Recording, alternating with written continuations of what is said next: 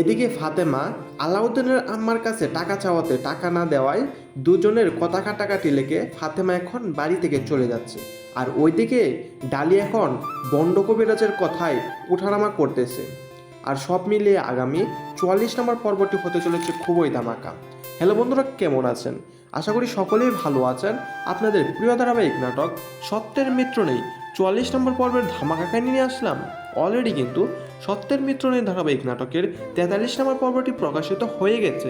যারা এখনও সত্যের মিত্র নেই ধারাবাহিক নাটকটির 43 নম্বর পর্বটি দেখেন নাই, eagle drama series YouTube channel থেকে দেখে নিতে পারেন। আর এই সত্যের মিত্র নেই ধারাবাহিক নাটকের 44 নম্বর পর্বটি কবে প্রকাশিত হবে এবং 44 নম্বর পর্বে কী করতে চলেছে তা জানানো হবে আমাদের ছোট্ট একটি ভিডিওতে, তাই ভিডিওটি স্কিপ না করে দেখতে থাকেন। হ্যালো গাইস, খুবই ধামাকা পর্ব নিয়ে এগিয়ে চলেছে সত্যের মিত্র নেই ধারাবাহিক নাটকটি। এই ধারাবাহিক নাটকটি দেখতে দেখতে 43টি পর্ব প্রকাশিত হয়ে গেছে। আর এই ধারাবাহিক নাটকের 43টি পর্বই খুবই ধামাকা ছিল এবং কি দর্শকদের মন জয় করে ফেলেছে।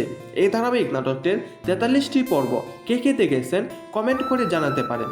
হ্যালো বন্ধুরা, ফাতেমা আলাউদ্দিনের আম্মার কাছে 20,000 টাকা চেয়েছিল, কিন্তু আলাউদ্দিনের আম্মা টাকা দিতে অস্বীকার জানায়। এতে দুজনের মধ্যে কথা কাটাকাটি লেগে ফাতেমা বাড়ি থেকে চলে যায়। তাহলে কথা হলো, আলাউদ্দিনের আম্মা এতদিন যে ষড়যন্ত্র করেছিল ফাতেমাকে নিয়ে, ফাতেমাকে এখন সব কথা সবাইকে বলে দিতে চলেছে, নাকি আবারও ফাতেমা সালাউদ্দিনের আম্মার সাথে যোগ দিবে?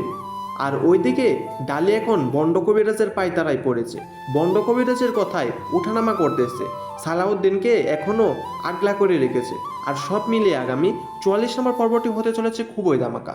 আর এই 44 নম্বর পর্বটি কবে প্রকাশিত হবে তা জানার আগে আমাদের চ্যানেলে যারা নতুন দর্শক আছেন চ্যানেলটি সাবস্ক্রাইব করে বেল আইকনটি বাজিয়ে রাখতে পারেন, যেন পরবর্তী আপডেট ভিডিওটা সবার আগে পেতে পারেন।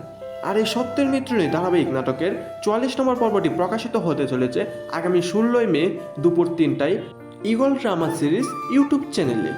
ধন্যবাদ সকলকে।